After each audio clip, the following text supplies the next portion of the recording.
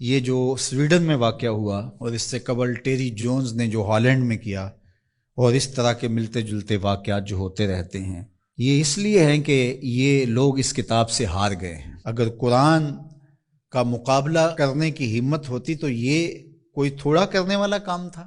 آزادی اظہار کی بات کرنے والے، بات بات پہ ڈائیلاگ مکالمے کی بات کرنے والے اس سطحیت پہ کیوں اتر آئے؟ اس لیے کہ قرآن کا مقابلہ ان سے ممکن ہی نہیں ہے، اور قرآن نے چیلنج کر رکھا ہے، اور یہ چیلنج آج کا نہیں ہے، یہ صدیوں سے چیلنج ہے۔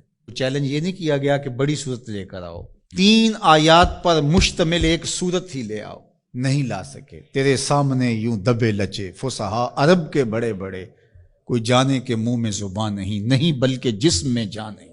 جب قرآن کا چیلنج قرآن میں موجود ہے، اور وہ اس محدود زمانے کے لیے نہیں تھا، قیامت تک ہے کہ صرف 3 آیتیں لے آؤ اس قرآن کے مقابلے میں، اور سب جمع ہو جاؤ، وقت بھی جتنا مانگتے ہو، قیامت تک تمہارے پاس وقت ہے۔ تو اگر یہ کام نہیں کر پا رہے اور کتاب رحمت قرآن مجید کے نسخے کو توہین کا نشانہ بناتے ہیں، تو اس کا مطلب سیدھا سیدھا یہ ہے کہ یہ شکست خوردہ لوگ ہیں۔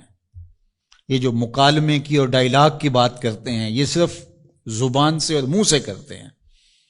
آزادی اظہار کی بات کرتے ہیں تو 1450 سال قبل کی کتاب کو برداشت نہیں کر رہے، تو آزادی اظہار کس کا نام ہے پھر تمہارے؟ تو یہ شکست خوردہ لوگ ہیں، قرآن سے شکست کھا گئے، اور انہوں نے ان اپنی حرکتوں سے بتایا ہے کہ ہم قرآن کا مقابلہ نہیں کر سکتے۔ جب دلیلیں ختم ہو تو گالیاں دی جاتی ہیں، جب بات کرنا نہ آئے تو گریبان کو کوئی پکڑتا ہے۔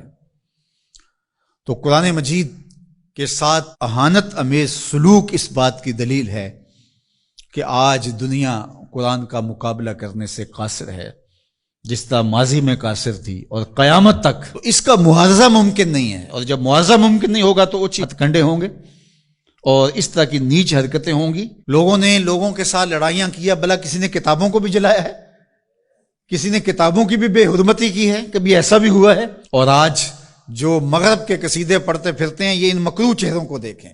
تو آئیے میں اور آپ اس کتاب سے جڑ کر کے اپنی زندگی کو ان بلندیوں پر لے جائیں کہ پھر ہماری گرد راہ کو بھی کوئی چھو نہ سکے۔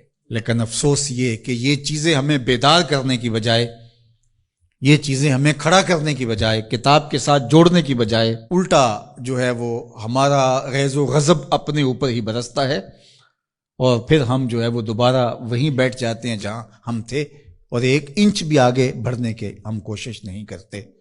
یہ واقعات امتوں کو کھڑا کر دیتے ہیں۔ آپ تاریخ پڑھیں، چھوٹے چھوٹے واقعات سے قومیں کھڑی ہو جاتی ہیں، لیکن قوم ہو تو کھڑی ہوگی نا، اور جب قوم ہی نہیں ہوگی تو قیامت بھی ٹوٹ جائے تو کوئی فرق نہیں پڑتا۔ اقبال نے کہا تھا، جس سے تعمیر ہو آدم کی، یہ وہ گل ہی نہیں۔ اس مٹی سے پھر کچھ بھی نہیں بنے گا، یہ مٹی کی مٹی رہے گی، تودا رہے گا ریت کا، کچھ بھی نہیں بنے گا۔ قیامتیں گزر جائیں تو کچھ نہیں ہوتا۔ تو یہ چیزیں امت کو کھڑی کر دیں، اور کتاب رحمت کے ساتھ ہم جو ہے وہ جڑ جائیں، اور اس طرح جڑیں کہ ہمارا اوڑھنا بچھونا اس کتاب کی تعلیمات کے نتیجے میں ہو، اور پھر دیکھنا کہ دنیا تسخیر کرنے کا راستہ یہیں سے نکلے گا۔ اللہ جل شانہ ہمیں ہمت عطا فرمائے۔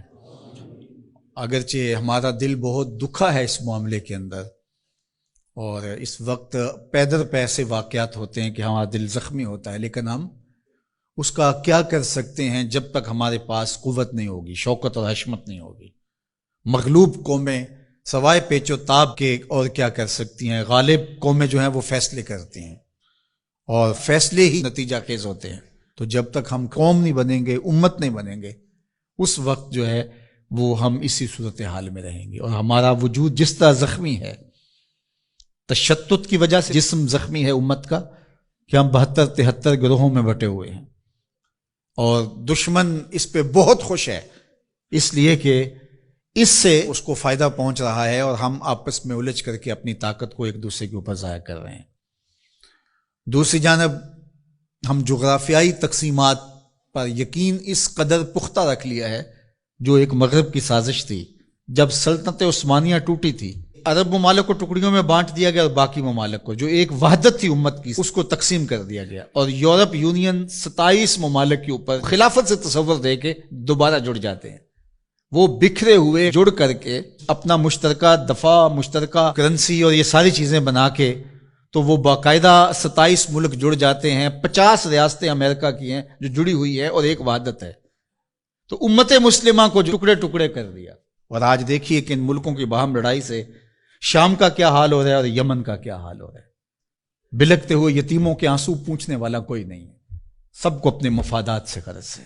اور یہ امت اس وقت جس طرح زخم خوردا ہے اور جس اذیت میں مبتلا ہے، کیا کہا جائے اور کیا بولا جائے۔ ہمارا دیش تو اسلام تھا، چاہے کسی بھی خطے میں رہنے والے ہوں، کسی بھی گوشے کے بسنے والے ہوں، لیکن ہماری شناخت علاقے بن گئے، جغرافیہ بن گیا، جبکہ ہماری شناخت علاقے اور جغرافیہ نہیں تھا، ہماری شناخت دین تھا۔ ہم سب سے پہلے مسلمان تھے،